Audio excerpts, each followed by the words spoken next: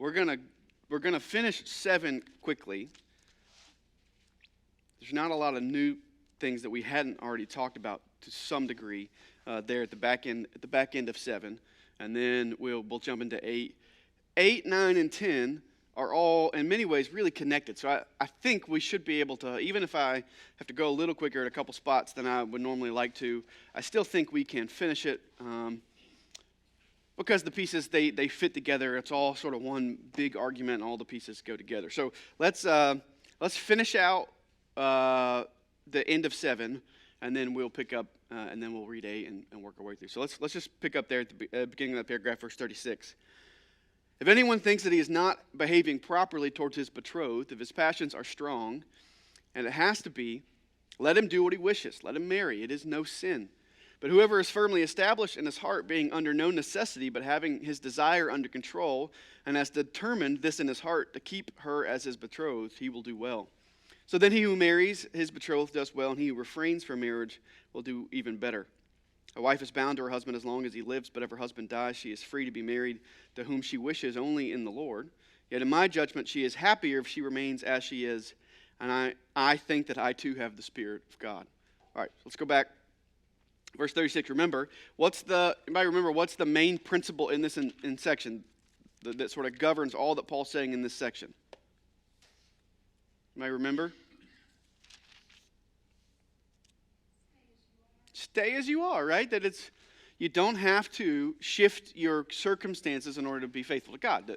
Were you a bondservant when you were called? That's fine. Were you free when you were called? That's fine. Were you married? Were you single? You stay as you are, right? He's not saying you can't marry, right? He's not saying you can't get your freedom, but he says that you must be careful not to think that those things are going to be what changes your life, that ultimately what you need is faithfulness, right? You can serve God in wherever you are. And so he's given this advice to say, in light of the present distress, right? In light of this, we're in the end times, Christ is coming back. Paul says, I think for some of you, it might be preferable for you to remain unmarried. Though if you do marry, it's not a problem. You've not sinned. And so he continues that in 36, right? If he's not behaving properly, that he's acting dishonorably. It's the same word Paul's going to use later in chapter 13.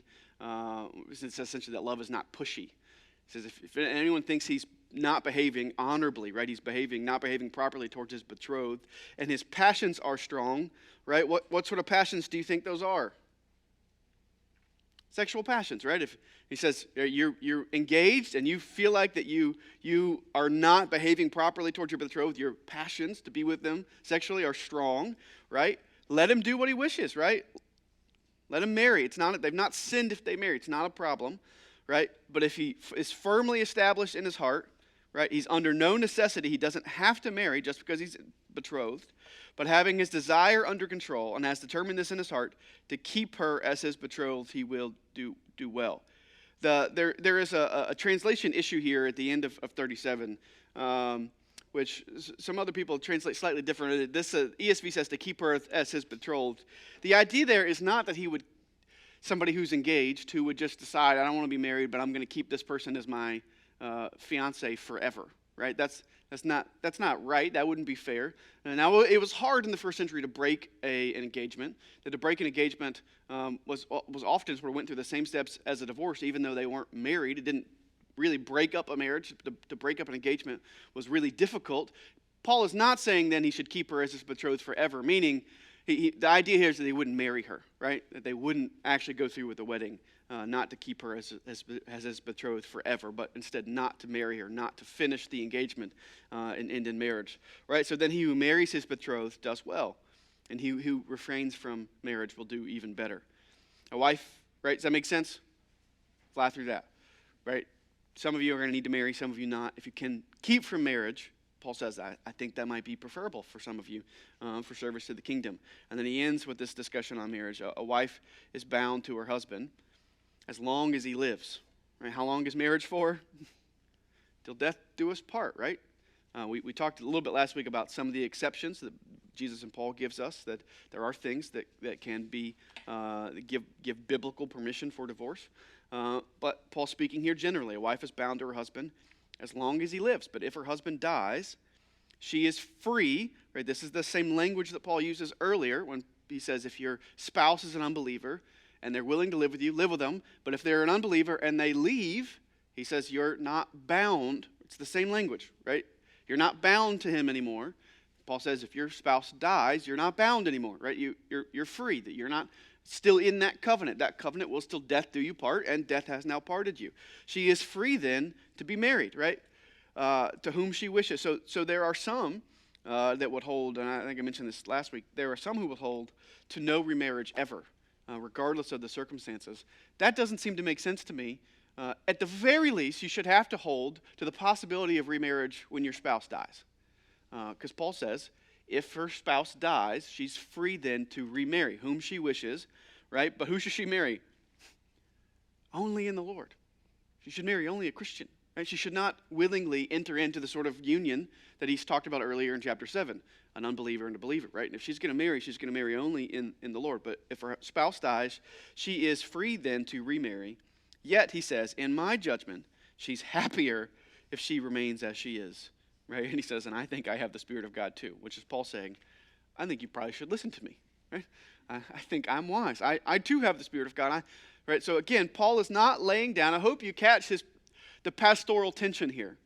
Paul is not laying down a hard and fast rule that says if you're single, you must remain single.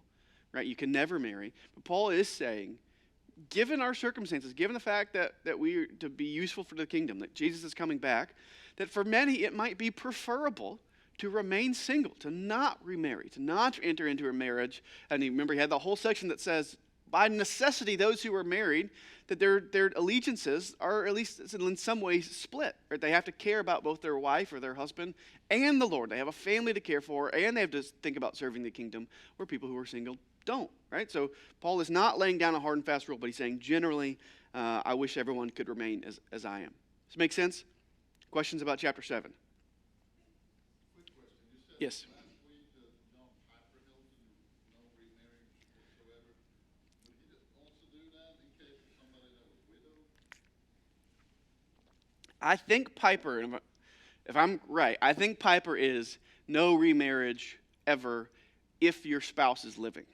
I think he would hold to if that spouse has died, then you may remarry. But I think, and I could be wrong, I think that's the only, in his mind, the only time that you would be free to remarry is if the original spouse has died. That he would say, even if it was a biblical divorce, even if it was, that he would read Paul saying you're free, you're not bound to that unbeliever who leaves you, as saying, yeah, you're not still in that covenant. You're not bound to him anymore. I would say, well, then if you're not free to remarry, then in what ways are you really free, right? Then you are still bound to some degree. So I think he holds to death allows remarriage. And that I could be wrong, but I think he's there. But there are some that are even further than him that would say, no, you don't remarry ever. That I think would go further than Paul and say, no, you must remain single. And I don't think that's what Paul says. All right, good. Let's jump into 8. Let's read all of 8 and then we'll come back. Now concerning food offered to idols, we know that, quote, all of us possess knowledge. This knowledge puffs up, but love builds up. If anyone imagines that he knows something, he does not yet know as he ought to know. But if anyone loves God, he is known by God. Therefore, as to the eating of food offered to idols, we know that an idol has no real existence, and that there is, quote, no God but one. For although there may be so-called gods in heaven or on earth, as indeed there are many gods and many lords, yet for us there is one God, and the Father, from whom all things and for whom we exist, and one Lord, Jesus Christ, through whom are all things and through whom we exist. However, not all possess this knowledge, but some, through former association with idols, eat food as really offered to an idol, and their conscience being weak is defiled. Food will not commend us to God. We are no worse off if we do not eat, and no better off if we do. But take care that this right of yours does not somehow become a stumbling block to the weak. For if anyone sees you who have knowledge eating in an idol's temple, will he not be encouraged, if his conscience is weak, to eat food offered to idols? And so by your knowledge this weak person is destroyed, the brother from whom Christ died. Thus, sinning against your brothers and wounding their conscience when it is weak, you sin against Christ. Therefore, if food makes my brother stumble, I will never eat meat, lest I make my brother stumble. All right. So Paul here speaks about concerning food sacrificed to idols. Now, we don't know does this mean that they asked him about this, or Paul is just aware. We don't know. Paul doesn't say, but he says he's moving into this next section. So he's talked about sexuality and singleness and marriage and divorce, and now he's moving into this section that really takes 8, 9, and 10 on food sacrificed to idols. And really, it's not about primarily food sacrificed to idols. That is sort of the presenting problem. The larger principle is about conscience. And how do we deal with conscience, especially when we differ with other believers? How do we think through some of these things? I would encourage you, if you're really interested in this, we did a whole 6 weeks on the conscience. I don't know, not now, sometime before. I don't remember. Recently, in the fall. We did 6 weeks on the conscience. You can find that on YouTube. You can find that on the Buck Run app. We talked a lot about Romans 13. We talked a lot about 1 Corinthians 8, 9, and 10. Look through those things. If you're interested in issues of the conscience, we're just going to be sort of scratching the surface today. That would be something that you should go back and watch. So he brings up here the idea of food offered to idols. Now, living in first century, living in a largely pagan area, when you would go to the marketplace, a lot of the meat there that's being sold would have at some point been sacrificed to idols, and it makes its way to the marketplace. You could go to temples, and you could have a meal in a temple. That sounds weird for us. We wouldn't do that in a church, but that's what would happen. It's almost like a restaurant, right? They would make these sacrifices, and then they have these sections where you could come and you could eat in the temple. It was really a part of just regular life for pagans in the first century, especially in Greco-Roman cities, where you could go eat in the temple. So Paul says, what do we do about eating in the temple? Now, Paul here is specifically talking about food sacrificed to idols. We might read 8 as saying, Paul says that you can eat food in the temples, but you probably shouldn't for the sake of your brother. In order to understand fully what Paul's saying, we've got to reach forward a little bit. Paul's going to say in a little bit in chapter 10, you cannot eat food in the temple. You cannot go to the temple and eat food there, right? To do that is to participate in that worship. And he says, you cannot eat at the table of demons and the table of Christ. You can't do that. What Paul's going to say later in 10 is, if you buy food in the marketplace, you don't have to ask where it was from. You don't have to ask whether it was sacrificed to idols. You can have a clean conscience. You can eat that, no problem. If you eat with somebody and they put food in front of you, right? You're at their home and they put food in front of you. You don't have to ask whether it's sacrificed to idols, right? You don't have to, your conscience should be clear. But Paul says if they put it down before you and say, hey, this food was sacrificed to idols, right? They're probably telling you that because they know that you're a Christian, right? And Paul says then you should refrain, right? You should not eat that food. So when Paul says, he speaks here of their right, I want you to think Paul's using that word sort of tongue-in-cheek, right? It's a bit ironic. Paul is not saying they have an absolute right to eat in the temple, because he's going to say in just a chapter later, you can't do that. You cannot eat in the temple. You can eat the meat if you don't know, right? You don't have to ask, but you cannot eat the meat in the idol-worshiping temple. You cannot do that. That crosses the line. So what Paul here is doing in 8 then is using the word right sort of tongue-in-cheek, sort of ironic to say, you think you have this right to eat this meat. And you're exercising your right to the detriment of your brothers. Right? So then what Paul's going to do in chapter 9 is to say, I have rights. I have rights to receive financial support from the churches. And yet I often have laid down my right in order to reach people, in order that the exercising of my rights may not then cause my brother to stumble. So Paul is, in some sense, in chapter 8, acting as if they really do have the right. Like he's just, for argument's sake, let's just assume you do have this right to eat meat into the temple. Even if you had the right to do that, is that always what you should do? Right? He's laying down this principle for conscience that says just because you can do it doesn't mean you should do it. Just because you have the right to do it doesn't mean you should always do that. So he's laying that principle in 8. He's going to then say, this is how this works out in my life in chapter 9. Here's all the ways I've laid down my rights to reach people for Christ and to care about my brothers. And then in 10, he's going to come back to this issue of food sacrificed to idols and say, and essentially close the door on that and say, you can't go to the temple. You have to flee from idolatry. This is the same thing that tripped up the Israelites in the wilderness, right? You can't be in the temple. And then he closes the section by saying, you can't eat the meat, but just not in the temple, right? So does that make sense, the flow there? So when he talks about right, he's not saying in 8 that they're allowed to eat in the temple, and then he's going to come back in 10 and forget what he said and say, no, you can't eat in the temple. He's using the word right tongue-in-cheek, right? Let's just assume that you had this right. Just because you can, does that mean that you should? So he says, remember, he keeps using these quotes probably because they are things that the Corinthians themselves are saying. So he says, we know that all of us possess knowledge, right? What knowledge is he talking about? Probably the knowledge that he mentions down here, that idols are not real. There aren't really other gods. He says, right? You say we all possess knowledge. We all have knowledge. Paul says, what does knowledge do? Knowledge puffs up. He's going to say in chapter 13 when he speaks about love, that love is not puffed up, right? Love doesn't puff up. He says knowledge puffs you up. It makes you think more of yourself than you ought to. He says knowledge puffs up, right? It brings you up. But love does what? Builds up. He says you're exercising knowledge, right? We have this knowledge. He says you are puffed up, but what you should be exercising instead is love, right? That for Christians, right, the baseline of how we decide what we should and should not do cannot be simply, are we allowed to do it? That can't be the baseline, right? Now, that's a question we have to ask. Does the Bible allow it?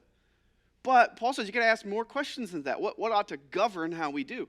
Well, what we do and how we make those decisions, it ought to be love. Love of God and love of neighbor, right? So he's going to close this section at the very end, right? And people like to plaster this on their walls and put it on coffee cups. Whatever you do, whether you eat or drink, what? Do all to the glory of God, right? Paul is not saying, whatever you do, make your decision about what you're going to do, and then ask the Lord to be glorified in the thing that you already decided that you're going to do. No, Paul is saying, in whatever you do, you need to be thinking about everything you do through the lens of how does this glorify God? Can I glorify God? Is this the best way to glorify God, right? So we think of love of God and love of neighbor. Love builds up. So he says, if anyone thinks he knows something, anyone imagines that he knows something, he does not yet know as he ought to know. He says, you guys think you're smart, but you're not as smart as you think you are. Right? You think you have all this knowledge, but you are not where you need to be. But he says, if anyone loves God, he is known by God. Just say there is a principle. If I, as a pastor, if I had to choose between working with and serving with a church member who had tons of theological knowledge, but was incredibly unloving towards their brothers and sisters in Christ, or somebody who's learning and growing but doesn't know nearly as much, but loves the Lord and loves their neighbor, I will pick that guy 10 times out of 10. I'd rather have that guy.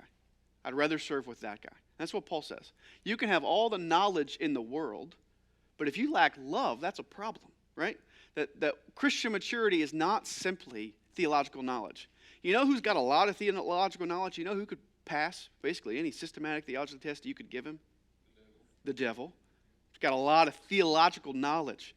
Knowledge is not enough. Now, knowledge matters, right? We shouldn't seek to know God more, but love matters, right? He says if anyone loves God, he's known by God. That the goal is not simply knowledge for knowledge's sake, but instead love of God and love of neighbor. So he says, therefore then, I haven't told you that knowledge is not the only thing that matters, but love is what matters. As to the eating of food sacrificed to idols, Paul acknowledges, quote, the things that they've said to him, right? We know that an idol has no real existence, right? And that there is no God but one. What Old Testament passage does this come from?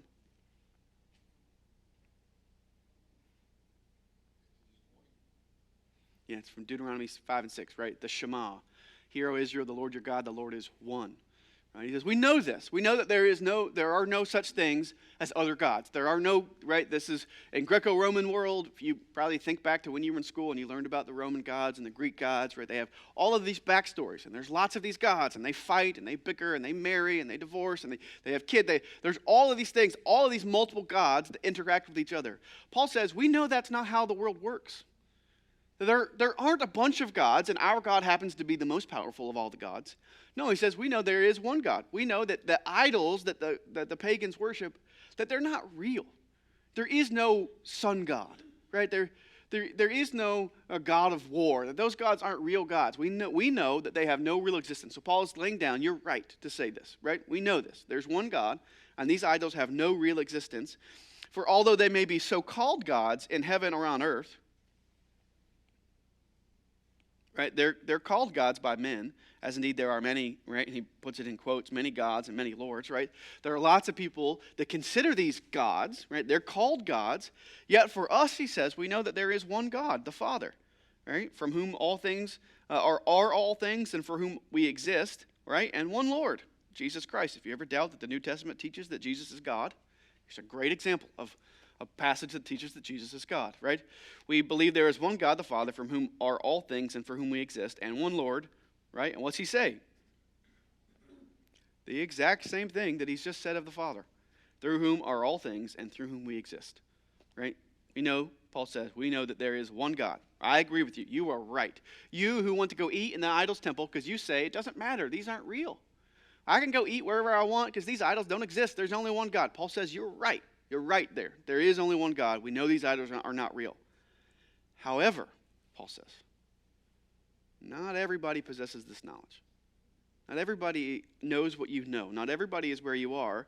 So he then speaks to their brothers. But some, through former association with idols, right? Now, these would probably not then be the Jews in the body. These would be the Gentiles, right? The Jews are not coming from idol worship, but the Gentiles are, right? They're coming. If you lived in the first century and you weren't Jewish, you lived participating in idol worship. It was part of culture. It was what you did. Every festival, every holiday was about a different idol. So he says, some of you in the body came out of that, right? You formerly were associated with idols. You used to worship idols. Some people in your body, they used to worship idols, right? And so they eat the food as really sacrificed to offer to an idol, right? That it bothers their conscience, right? And he says, so he uses the word weak, and their conscience being weak then is defiled. He introduces this idea of a weak conscience and a strong conscience. That the weak conscience is the one that is uninformed, right? So it's not that if you go back to if you go watch the conscience class, our conscience is our compass on what we feel is right and wrong. Now, can your conscience be right or wrong? Both, right? Is your conscience always right? No. Your conscience at times needs to be recalibrated, right? It needs to be corrected. But your conscience it ought to be informed by the Word of God, right? If you go back to the conscience class, a lot of what we talk about conscience is the goal by the Spirit through the Word to align our conscience perfectly with the will of God. Right? That's our goal, is that my conscience would reflect the will of God. But that's not going to happen perfectly in this life. Our conscience at times can be wrong, it can be misinformed, and needs to be recalibrated. He says their conscience is weak. They're uninformed.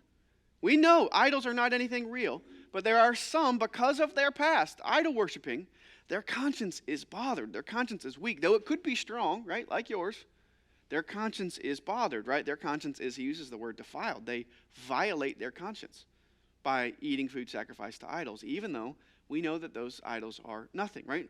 He lays down this principle that there are times that our conscience might be weak, might be uninformed on an issue, and might need to be recalibrated, in which we, right? So I knew somebody once who had come out of an alcoholic lifestyle and wouldn't drink root beer. Because when they drank root beer, it's called root beer, and for whatever reason, they couldn't make a reasoned argument, it bothered them. And they wouldn't do it. They wouldn't drink root beer, right? Now, I would say as their pastor, you should not violate your conscience. If your conscience tells you don't drink root beer, don't drink root beer. Also, you might seek to calibrate your conscience, right? To say, okay, does the Bible require you to abstain from root beer? I think no, right? But his conscience, when he drank root beer, it bothered him, right? It felt like he was defiling his conscience. It's a good rule of thumb to say, don't violate your conscience. Your conscience might need to be recalibrated, might need to be informed and be corrected, but we shouldn't seek to violate our conscience, right? It's God's gift to us that he's given us. So, he says there are some in the body who can't do this, who aren't going to eat this food because it violates their conscience. It defiles their conscience because of their past. And then Paul says, now we know this, right? Food will not commend us to God. We're no worse off if we eat and no better off if we do, right?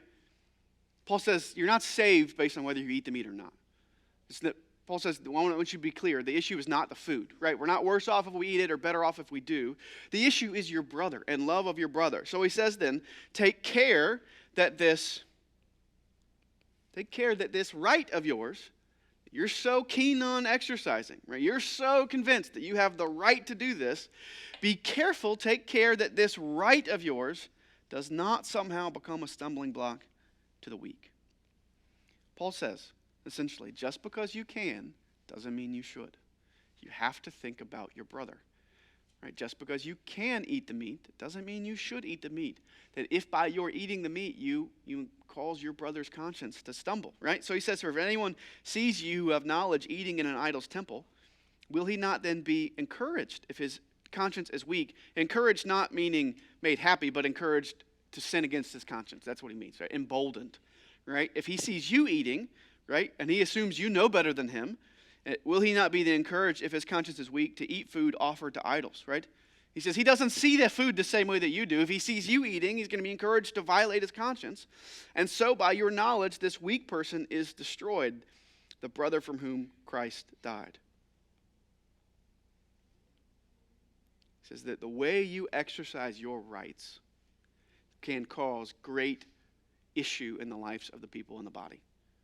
You would not want to destroy your brother. He says, so thus, not only are you sinning against your brother, but who are you sinning against? Sin against Christ. Because your brother belongs to Christ. Therefore, if food makes my brother stumble, I will never eat meat, lest I make my brother stumble. How do we apply this? I'm going to try to apply this without talking about the one thing that everybody always wants to talk about when we talk about issues of conscience. Let's think about, for example, eating out on Sunday afternoons. I grew up, my conscience is clear. I might go to lunch today, right? I might go to a restaurant. My conscience is clear. I have no problem with that. You ever met somebody whose conscience is bothered by eating out on Sundays? Right? There are lots of people who say, I don't feel like I can do this. That for me to eat out on a Sunday afternoon after church, in order for me to do that, I am contributing to that restaurant having to be open. I'm contributing to people who had to show up early to make sure that restaurant was open. And so by my giving my money to these businesses, I am actively keeping people from church. And I'm making it harder for people to have a day off, to have Sunday off. That if everybody didn't go to restaurants on Sunday, what would restaurants do? They would be closed on Sunday, right? And so they say, I don't want to participate in this shift of society that says everybody has to work all the time on Sundays. So my conscience is not clear. We don't eat out on Sundays. On Sundays, we eat at our house. Let's assume you run into somebody at Buck Run, you sit next to them, and you learn that's their conscience. That's their conviction. We don't eat out on Sundays. And you said, man, I really want to get to know them. What's the best way for you to get to know them? Right? If you want to get to know them, I want to share a meal with them. Do you have the right to eat out on Sunday? If that's your conviction, if your conscience is clear, do you have that right? Are you sinning if you go to Qdoba today? No, half of Buck Run's going to be at Miguel's by 12:30, right? You're not sinning if you go. You have the right. Now, is it loving to your brother or sister to say, hey, why don't you guys go out to lunch with us today? And they say, hey, we actually don't eat out on Sundays. What do you have an opportunity to do? You can go do one of two things. You can say to them, well, that's so stupid. The Lord does not care if you go to Miguel's. You have just missed it. I can't believe you. That is so silly, right? Then fine. If you don't want to eat with us, just say that. It's option number one. Or you can say, oh, okay, I understand. You know what? I'm not ready today, but next Sunday, we would love to have you guys over to the house. Is it harder?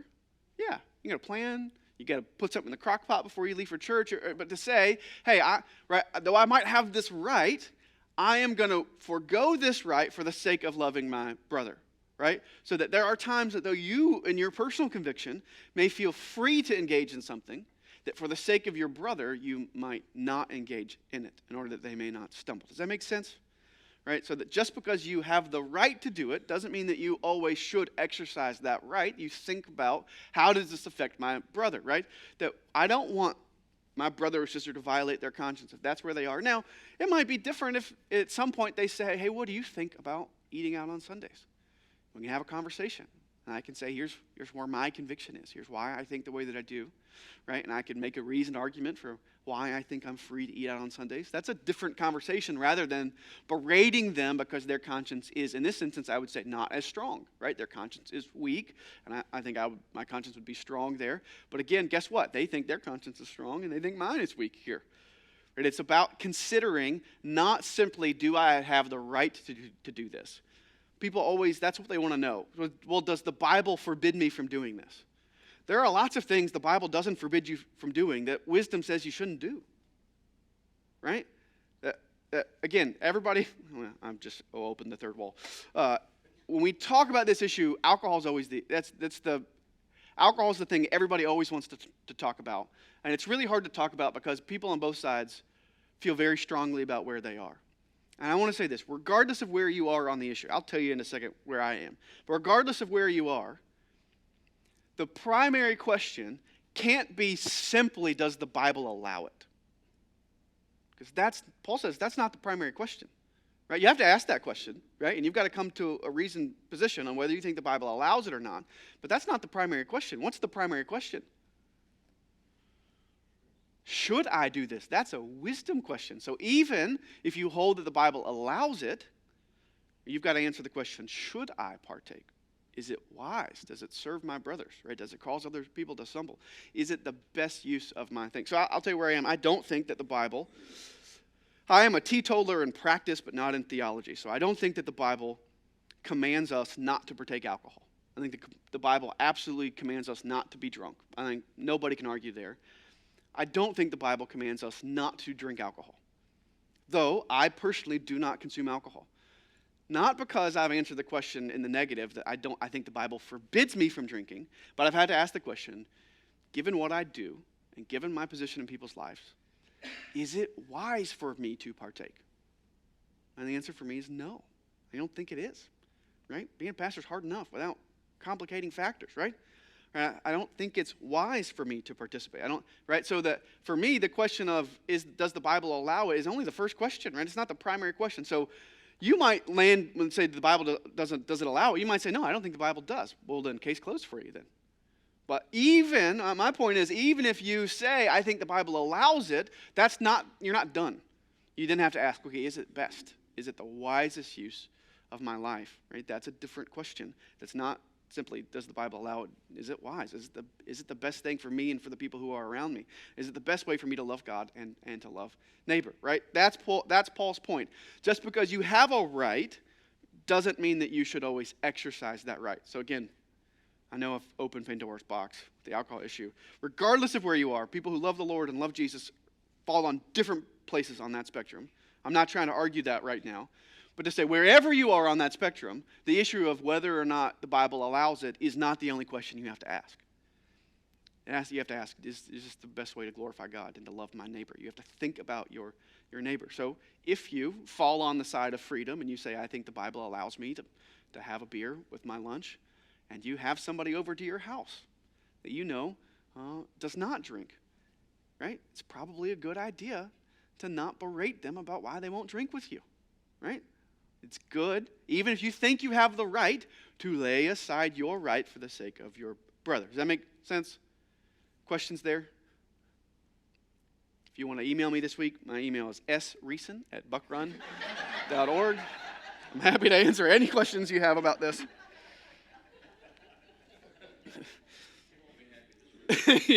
Yeah. Right? That's the principle that Paul says you have to think about your brother. So you think you have this right, but you've not cared about your brother. You're sinning against your brother. And by sinning against your brother, then you're sinning against Christ. So Paul then, at 13 is the transition. He says, if eating meat causes my brother to stumble, I won't eat meat. I'm willing to give that up. What's more important, the exercising my rights or caring for my brother? Paul says, I'm willing to give it up if it means caring for my brother. So then he goes into verse 1 of chapter 9. Am I not free? Am I not an apostle? Right? Paul says, I'm free. I'm an apostle. Surely I've got some rights. Have I not seen our Lord Jesus, or Jesus our Lord? Are you not my workmanship in the Lord? Paul's laying out his qualifications. If to others I am not an apostle, right? Some people didn't consider Paul an apostle. At least to you I am. Right? For you are the seal of my apostleship in the Lord, right? So Paul's laying out his credentials. right? I'm an apostle, right? I have rights. And then Paul's going to say, this is my defense to those who would examine me. Do we not have right to eat and to drink? Do we not have the right to take along a believing wife as the other apostles and the brothers of the Lord and Cephas? Or is it only Barnabas and I who have no right to refrain from working for a living? Right? So he's laying out the question. What rights do I have? Right? Do we not have the rights that you do? Don't I have the rights to eat and drink? Right? He's just said, I won't eat meat if it means my brother stumble. He says, don't I have that right to eat and drink like anybody else? Don't I have the right to take a wife as others have done? Right? Don't I have the right to receive wages, right? To receive money from the churches, support from the churches? He says in 7, who serves as a soldier at his own expense? Who plants a vineyard without eating any of its fruit? Who tends a flock without getting some of its milk? Right? Paul's laid out his argument. I'm an apostle. I have rights. And then he says, do I say any of these things on human authority? Does not the law say the same? For it is written in the law of Moses, right? You shall not muzzle an ox when it treads out the grain. Right? The point is this. He says, I have the right to receive support from the churches. I'm preaching the gospel. I'm acting as an apostle. I have these rights. The Bible says I have these rights. Moses himself says this, right? You don't muzzle the ox when it treads out the grain. Is it for the oxen that God is concerned? He says no, right? The point is no. It's not primarily the oxen that God is concerned about. He's concerned about those who speak for his sake. Does he certainly speak for our sake? It was written for our sake because the plowman should plow in hope and the thresher thresh in hope of sharing the crop. Paul's laying out his argument, showing I have the right to receive financial support from the churches. I'm an apostle. The Bible gives me this right. The Bible says I should be paid. I should be, right? Just that the plowman should plow in hope. The thresher should thresh in hope that he's going to share in the crop. If we have sown spiritual things among you, is it too much then to reap material things from among you? Right? What's the implied answer there? No, it's not too much to ask. If others share this rightful claim on you, do not we even more? What's the answer there? Yes. Right? Paul says, I want you to see that just because you have the right, you don't have to exercise it. So he's gone to great lengths to make them see, I have the right to receive financial support. I'm an apostle. The Bible calls for you to support the preachers of the gospel, right? I have this right. If others have the right from you, I ought to have it even more. And now he gets to his point. Nevertheless, we have not made use of this right. We're not receiving financial support from you the way that others are, right? What did Paul often do in his ministries to make ends meet? He was a tent maker, right?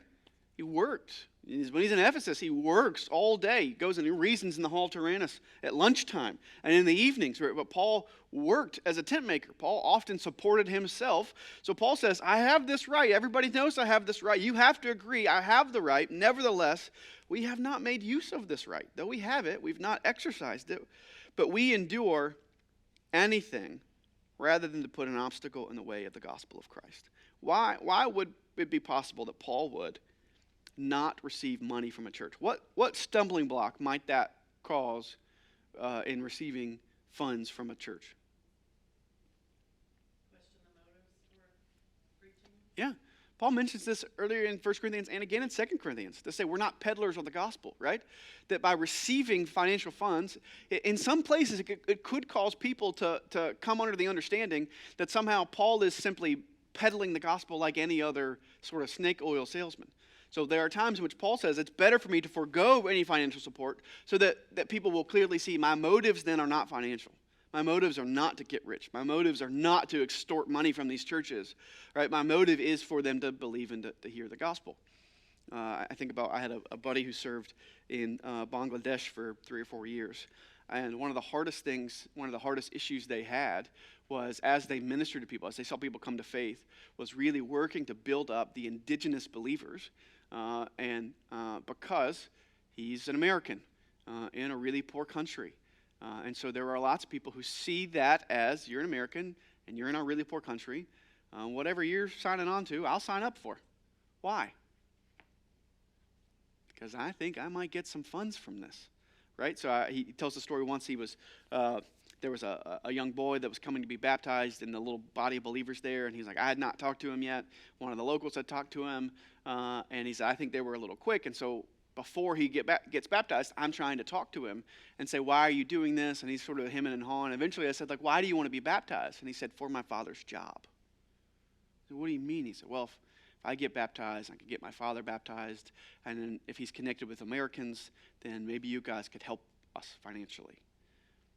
Okay, so for missionaries in other countries, they have to be very careful about the ways in which they work and hand off things to indigenous people, right? Not because they're doing anything wrong, but because they don't want to give off the impression that, hey, you come here. So we have to be very careful with our funds, right? You don't drop into Bangladesh and build a building like this, right? What do you do if you drop into a third world country and you build this building and say, look, we built you a church? You tell everybody, come to the Americans, and they'll give you money. Well, that's not how the gospel works, right? This is not what this is. We're not peddling money. We're trying to tell people the gospel, right? Paul says, so there are times that I refrain from giving money, right? Or from taking money, lest people think that I simply want their money. I don't want their money. I'm not trying to give them money. This is not a money transaction. It's about the gospel. That makes sense?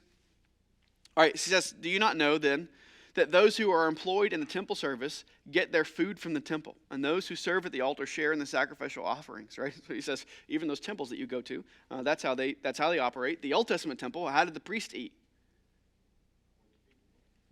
From the sacrifices. They were allowed to stick the fork in, and whatever came out on the fork, that's how they ate. They were fed from the sacrifices. Paul, again, is laying out his argument. I have the right to receive this. In the same way, the Lord has commanded that those who preach the gospel or proclaim the gospel should get their living by the gospel. But I have made no use of any of these rights, nor am I writing these things to secure any such provision. Paul says, I'm not trying to pressure you to say you've done something wrong.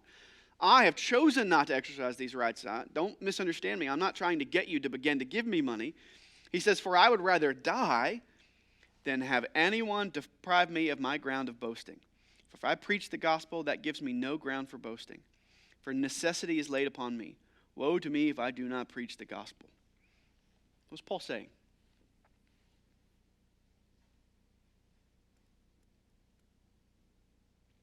Why does Paul preach the gospel? Is it for money? No. Why does Paul preach the gospel? Because he's called, right? It has been laid upon me. Paul says, I don't do this for money. Don't take that from me. I'm not doing this for money. You start sending me money, and you're going to mess this whole thing up, right? I don't do this for the money. I do this because it has been laid upon me. It is a necessity for me. Woe to me if I don't preach the gospel, right? I'm going to preach whether the money comes or not, right? Paul says, I'm going to do this. For if I do this of my own will, I have a reward. But if not of my own will, I am still entrusted with a stewardship, right? Paul says, my reward is not in this life, right? I'm not seeking your money. What then is my reward? What's he aiming for? That in my preaching I may present the gospel free of charge, so as not to make full use of my rights in the gospel.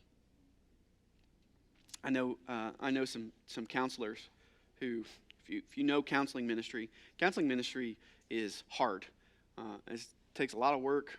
You bear a lot of burdens. And I know some counselors who run their ministry this way. They have a fee schedule that says, hey, if you can pay, here's sort of what this would look like. But if you'll come and you'll do the work, we will never withhold care because of lack of payment. That we believe the gospel is free, and so we hold out the hope of the gospel, and so we will always hold that out for free. And if you can pay and you want to support the ministry, we will. And that's how they survive. You can guess how many of their people who come see them pay them. Not a ton, right? Most people don't pay. They survive by offerings from other people, by support from outside places. But they operate by this principle. We believe the gospel's free. We hold out the hope of the gospel. And so we want to hold that out freely. And so we'll never withhold care. If you'll come and you'll do the work and you'll show up and not cancel on us, right? We will hold the spot for you even if you can't pay or don't want to pay or whatever, right? The financial piece is not going to be a piece of this. That's Paul's point. My goal, Paul says, is that I would hold out the gospel freely, that I would present the gospel free of charge. I'm not charging anybody for it. It's not about me making money, so as not to make full use of my right in the gospel. Whole point, I have the right, I don't take it. For though I am free from all, I have made myself servant to all. I'm free, Paul says. I have rights, but I'm not looking to exercise my rights at any given cost. No, Paul says, how do I view myself? Not as one who's free, but as one who's a servant to all, right? That I might do what? Win more of them. To the Jew, I became a Jew in order to win Jews. To those under the law, I became as one under the law, though not myself actually being under the law, that I might win those under the law, right? I think he's speaking there of similar groups. To those outside the law, who's that? Gentiles, right?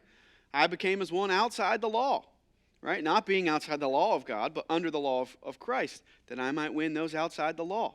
To the weak, I became weak, that I might win the weak. I have become all things to all people, that by all means I might save some. What does he mean when he says, to the Jew I became as a Jew? What did Paul do when he got to areas, right? Where was normally the first place he went? Go to the synagogue. When Paul was in primarily Jewish areas, how did Paul act? How did Paul eat? Like a Jew, right? Not because Paul was bound by those things, right? Not because Paul really believed himself to be back under the dietary restrictions of the Jews, but when Paul was ministering in primarily Jewish areas, what did Paul do? I act as a Jew so that the stumbling block will not be the fact that I eat meat or that I eat things that they don't eat anymore. No, if there's going to be a stumbling block, it needs to be what? The gospel. So when I'm with the Jews, I'm happy to abide by some Jewish ethnic laws dietary laws. Right? I'm happy to act as a Jew when I'm amongst Jews. When I'm with the Gentiles, what does Paul do? I eat as a Gentile. I'm not trying to make the Gentiles eat like Jews or act like Jews or dress like Jews. No, when I'm with the Gentiles, I'm happy to act as a Gentile in appropriate ways. That's what Paul says, right? I think that's part of what Paul means when he says, right, I'm still under the law of Christ. I'm not doing anything that the Gentiles would do, but I'm happy to follow some of their customs, to hold the things that are free for me to hold, right? I can act as a Gentile and not act as a Jew. Why? That I might win some Jews. To the weak, when he says weak, where have we just seen this word? Conscience, right? I think that's what he means here, right? To those who are weak in conscience, right? To those who are weak on issues, I became weak. Right? I laid down my right that I might win them, right? To all people I have become all things, that by all means I might save some. This is what Paul's saying. If your goal is to simply exercise your right at any cost, Paul says you have missed the point of what God is doing through you. He says, I'm happy to live as a Jew. I'm happy to live as a Gentile. I'm happy to live with a weak in conscience, with a strong in conscience.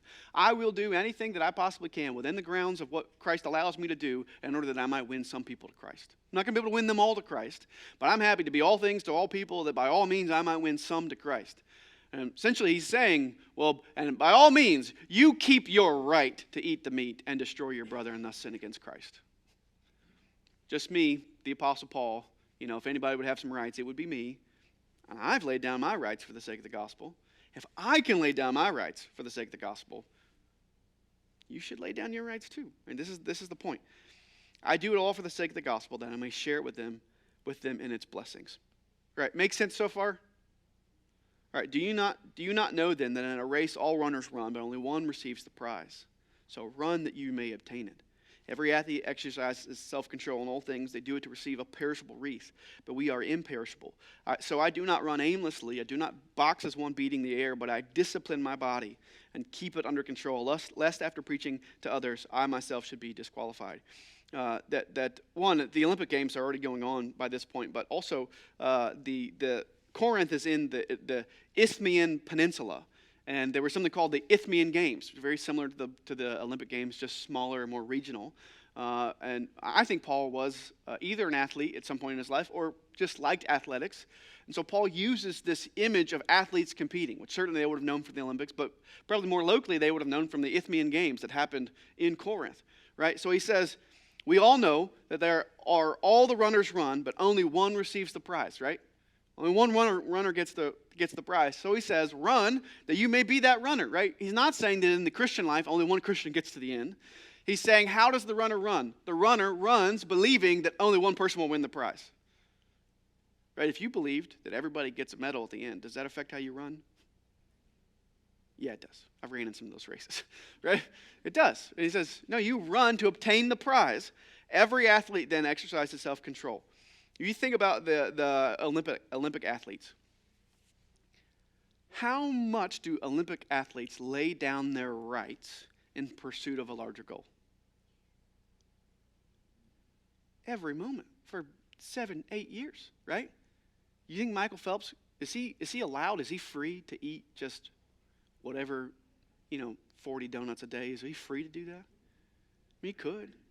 Does he do that? I don't think so, right? Or they might be free to do things. I'm free to sleep in. I'm free to eat what I want. I'm free to do this thing. I'm free to not train today, right? No one's making you do that. I'm free. I can, right? I'm not sinning by not doing that. But what do? That moment by moment, for years, they lay aside their rights, what they could do, that they're perfectly within their rights to do, because they have a greater goal of winning a prize. Right? They are self-controlled. They are disciplined. So Paul says the same is true for Christians, right? They do this for a perishable wreath. How much more should we do this for the imperishable? How much more than should we care about our life? So he says, he switches the metaphor from simply the games to the running to a boxer, right? I don't run aimlessly. I don't box as one beating the air, right? Pointlessly. But instead, he says in 27, I discipline my body. Literally, I beat my body into submission. Right? I discipline my body and keep it under control, lest after preaching to others, I myself should be disqualified. Right? The point of this final section is that as Christians, we ought to exercise self-discipline. Just because you can doesn't mean that you should. Right? That we often will lay down our rights for the sake of the kingdom. We'll lay down our rights for the sake of our brothers and sisters. We'll lay down our rights so that we may reach the lost people in our lives. Does that make sense? All right, let's keep rolling. For I do not want you to be unaware, brothers, that our fathers were all under the cloud, all passed through the sea, all were baptized into Moses in the cloud and in the sea, and all ate the same spiritual food, and all drank the same spiritual drink. For they drank from the spiritual rock that followed them, and the rock was Christ. Nevertheless, with most of them, God was not pleased, for they were overthrown in the wilderness. What's he doing? At the end of 9, he says, I want to discipline myself, lest after preaching to others, I myself not finish the race. And then there comes the warning, right? Remember, we said at the very beginning of 8, Paul is not saying that you can do whatever you want in the temple with the idol worshipers. He says he's not saying that. And he's coming back to say there's a real danger here. If you're just simply grabbing for your rights, that is a bad path to go down. He says you ought to be disciplined. This is why I'm disciplined. And then he gives some historical example. What he's doing in 1 through 4 is to say, I want you to be unaware, brothers, right? Our fathers were all under the cloud. What's he talking about? Who are their fathers? Israelites, right? Moses and the Israelites, right? What cloud is he talking about? What happened when they left Egypt? Right? Cloud by day, fire by night. That's how they were led. He says our brothers, or our fathers rather, were all under the cloud. God himself led them up out of Egypt. All of them passed through the sea. God himself walled up the seas on either side of them, and they passed through the sea. All were baptized unto Moses, right? What does it mean to be baptized unto Moses? I'm going to tell you because I'm running out of time. To be baptized unto Moses means to be identified with Moses, right? This is God's prophet. They were baptized. They were identified with Moses. We're going to baptize somebody today. What does it mean to be baptized unto Christ? You're in Christ. You're identified now with Christ. They were all baptized into Moses in the cloud and in the sea, right? With the very prophet of God. They all ate the same spiritual food and all drank the same spiritual drink, right? Think that the word spiritual there is less, we think spiritual, think heavenly. What heavenly food and drink did they drink? Manna from heaven, right? God provided for them every single day, right? Paul's point is, they had every benefit. God himself brought them up out of Egypt. They drank from the spiritual rock that followed them. And who was that rock? It was Christ himself, right? You would think, people who had been led out by God, by God's prophet. These people had been led out by Moses. They saw the pillar of cloud by day. They saw the pillar of fire by night. They saw the water walled up on either side of them. They saw Pharaoh and his army drowned in the sea. They were fed every single day by God and kept alive by God, right? You would think if anybody would remain faithful to God and not fall into idol worship, it'd be those people, right? And that's exactly what happens in the Old Testament, right? No. Almost immediately they fall into idol worship. Almost immediately they begin to complain. Oh God, it was better back in Egypt. Let us go back to Egypt. At least we had salad there. Right? We had lettuce and leeks and watermelon. Let us go back to Egypt. So what is Paul's point? Right? These people had every spiritual advantage that you could think of. Nevertheless, with most of them, God was not pleased, for they were overthrown in the wilderness. What happens to that generation that comes out of Egypt? Moses goes up to receive the 10 Commandments. And what do? Hey, let's take all of our gold and let's make us an idol. And then what do they, remember, when they bow down to that idol, what do they say to the idol? Aaron says, this is your God who brought you up out of Egypt. This thing that we all just got together and made, this is the God that brought you up out of Egypt. It's lunacy. Right? You would think they had every spiritual blessing. They had every spiritual advantage you could imagine. Surely these people would remain faithful. And he says, but no. Most of them, right? Those of age, right? The children God saves, right? They wander in the desert for 40 years and God judges that generation. And they all die in the wilderness. None of them make it to the promised land. Only their children do. What's Paul's point? Be careful. Lest you think that you can't fall into idol. You think, oh, I can go to the temple. I can go eat in this restaurant with the idol worshipers, and it doesn't bother me. I know these idols aren't real. Right? I know there's just one God. I can go do this. Doesn't bother me. I'm not going to be drawn into idol worship. And what is Paul saying? Are you sure? Because if the Israelites, who had every spiritual advantage coming out of Egypt, if they fell into idol worship, and many of them died in the wilderness, are you sure that you're not going to fall into idol worship? That's the point. He says, now these things took place as an example for us, that we might not desire evil as they did. Right? Don't be idolaters as some of them were, right? So they desired evil. They were idolaters as they were written. As it is written, the people sat down to eat and drink and rose up to play. That's a sexual euphemism.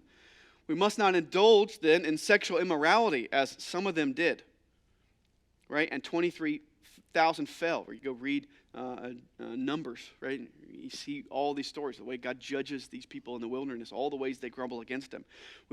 We must not put Christ to the test. This happens several times in the Old Testament, right? They put God to the test, and several different times God judges them in different ways, as some of them did. And then in Numbers 21, I believe, God sends fiery serpents.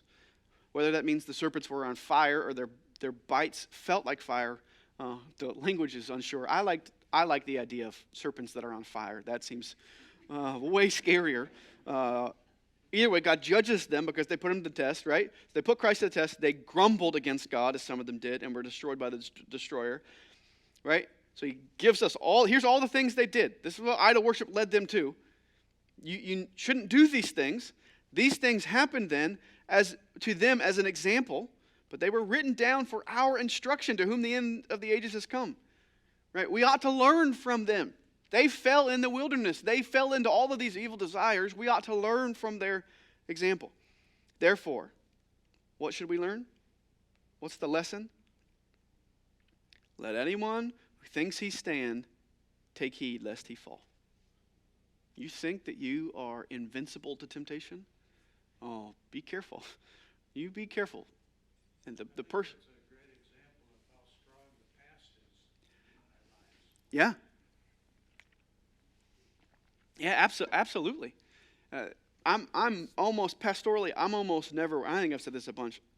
I'm not nearly as worried about the guy who comes to my office and says, "Hey, I've got this sin struggle in my life, and I'm fighting it. And here's the ways I'm fighting it. And here's the ways I'm failing. And here's the ways I'm doing well. And could you help me? Could you pray for me? Could you give me strategies? Could you hook me up with some guys who would help me?" I'm just almost never worried about that guy. You know who worries me pastorally?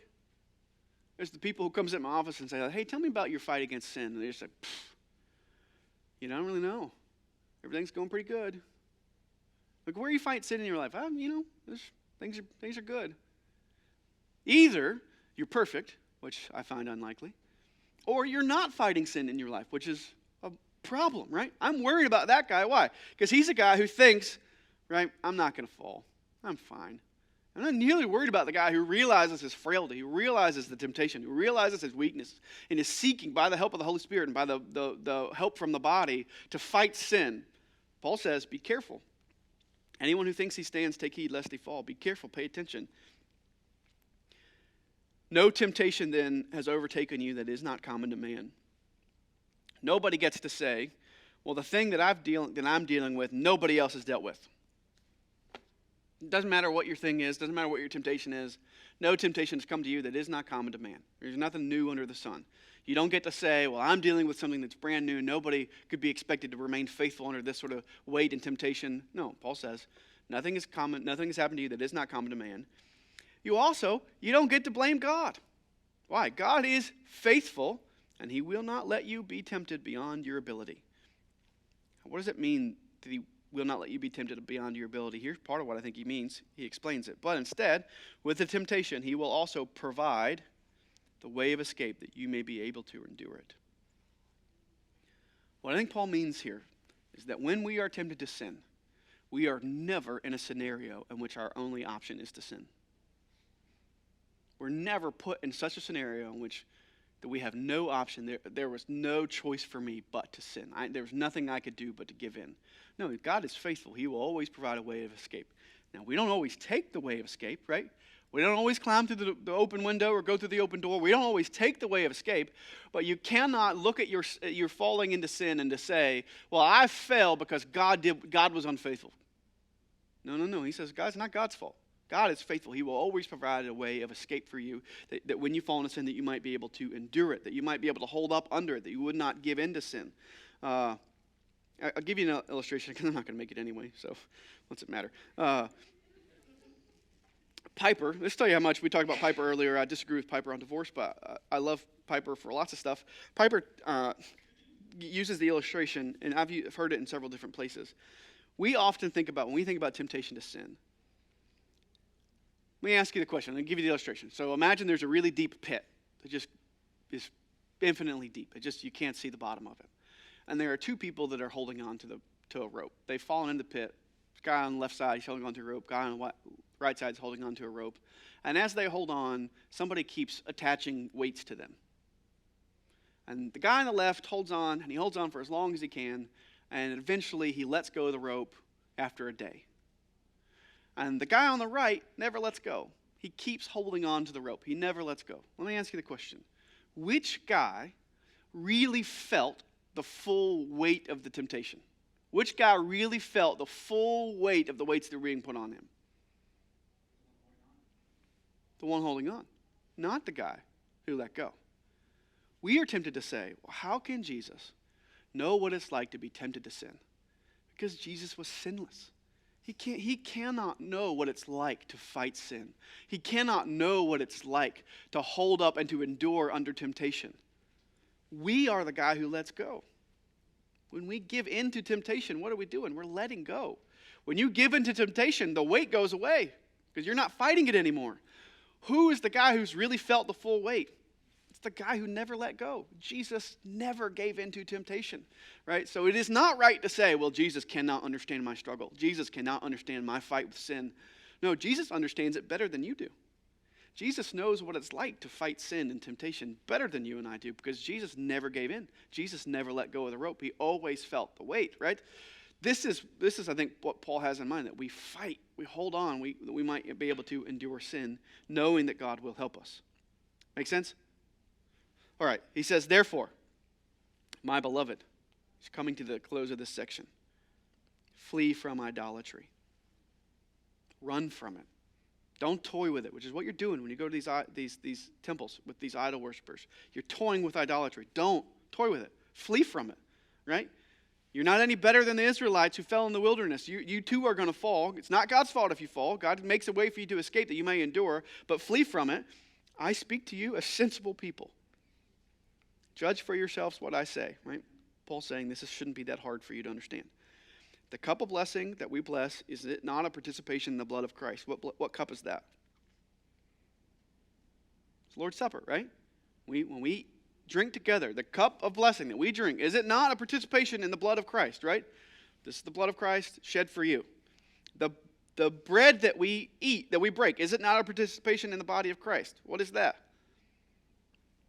It's the bread of the Lord's Supper, right? He says, we take the Lord's Supper together, and when we drink of the cup and we eat of the bread, there's a real communion with Christ and with his body and with the rest of the believers, right? Because there is one bread, we who are many are one body, for we all partake of the one bread.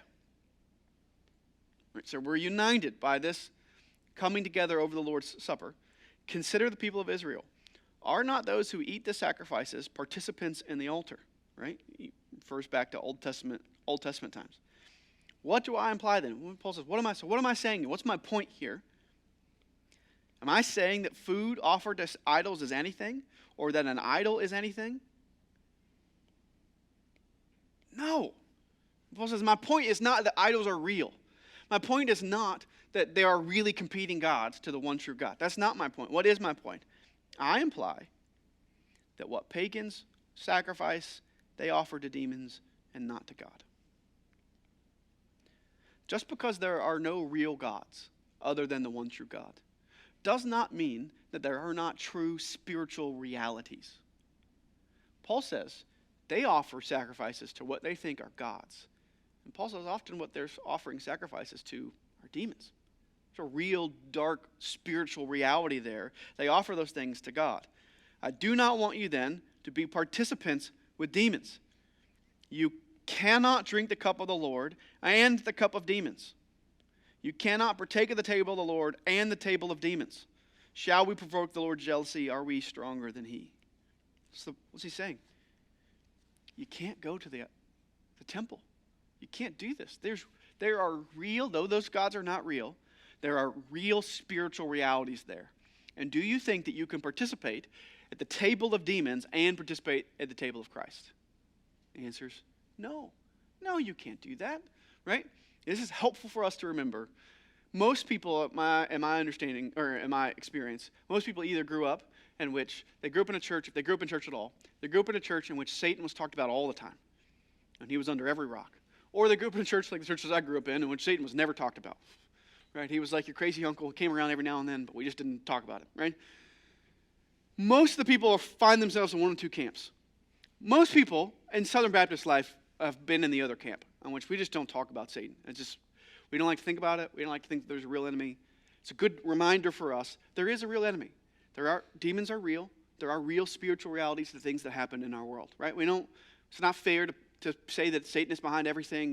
We don't want to give him more credit than he's due, right? We don't want to find a demon under every rock. We certainly don't want to say, well, the devil made me do it and blame the things in our life on the devil, right? That's not appropriate. But also it's helpful to remember there is a real spiritual reality. There is real darkness. There are real demons, right? I think about, I'll just tell you personally, you think about the prophet Muhammad goes up on a mountain.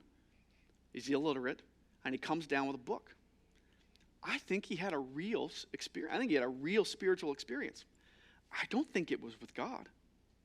I think he really experienced something. I don't think it was God. I think he really saw somebody. I think he really talked to somebody. I don't think it was God, right?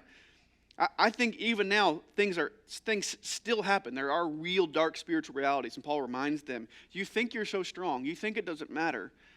You got to understand what you're participating in when you go to these temples. Make sense? Okay, I got 2 minutes. All things are lawful, but not all things are helpful. All things are lawful, but not all things build up. Just because it's lawful doesn't mean it's helpful. Just because it's lawful doesn't mean it builds up. So let no one seek his own good, but the good of his neighbor, right? He's drawing all of these threads to a close. Eat whatever is sold in the meat market without raising questions on grounds of conscience. If you buy it in the market, you don't have to ask, right? It's different than going to the temple. For the earth is the Lord's and the fullness thereof, right? You give thanks for it, it belongs to God. You buy it in the market, you don't have to ask.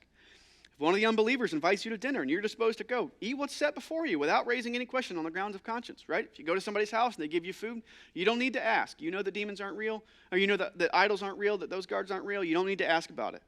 But if someone says to you, this has been offered in sacrifice, then don't eat it for the sake of the one whom informed you and for the sake of conscience. This is what I think. Why would somebody, if you go to their house, why would they inform you that it's been sacrificed to idols? Either because their conscience is weak, or they believe yours to be weak, right? I don't know if you should eat this. This was sacrificed to idols, right? So Paul says, once you're made aware, refrain from eating, not because you're not free, not because of your conscience, but because you don't want to cause them to stumble. They've clearly told you for a reason, right? That maybe they're a Gentile, maybe they're a pagan, and they think Christians should never eat this. And that by seeing you as a Christian eat this food sacrificed to idols, it becomes confusing in their mind of like, oh, well, I guess Christians don't care about idols, or, right? Paul says, so when you're informed, then you refrain, not because of you, but for the sake of their conscience. Verse 29, I do not mean your conscience, but his. For why should my liberty be determined by somebody else? If I partake with thankfulness, why am I denounced because of that which I give thanks? I want you to think of 28 through this sort of as an aside, right? Because it seems weird. He says, refrain from eating, not because of you, but because of their conscience. And then right after he says, for why should other people's conscience control me? And they go, well, wait a second, Paul, didn't you just say? Right, so I want you to think, he's talking about generally, right? If you go and the food's set before you and it's not, no one says anything, you'd be happy to eat it. And then he sort of steps aside and he says, hey, but if they do inform you, then don't eat it for the sake of their conscience, not for the sake of yours. You're not violating your conscience, but you might violate theirs. And then he comes back out. So think of this as really connecting to this, right? Right? Just because other people are weak in that circumstance, their conscience doesn't have to govern mine. I have liberty. Why should my liberty be determined by someone else's conscience? If I partake with thankfulness, why am I denounced because of that for which I give thanks? So, here's the big so. Whether you eat or drink, whatever you do all to the glory of God. Right? The point is not do whatever you want and then ask God to be glorified through what you wanted to do anyway. Right? I mean, I wanted to do this, and so God, please bless this thing that I wanted to do and hope you get glory from it. No, which is how we use this verse almost always. Right? Whatever you do, whatever you're going to do anyway, just hope that God gets glory from it. No, that's not the point. The point is, before you decide what you're going to do, you should be thinking about how God gets the glory from it. So whether you eat or whether you don't eat, whatever you do, everything should be done for the glory of God. So give no offense to Jews or to Greeks or to the church of God, just as I try to please everyone in everything I do, not seeking my own advantage, but that of many, that they might be saved.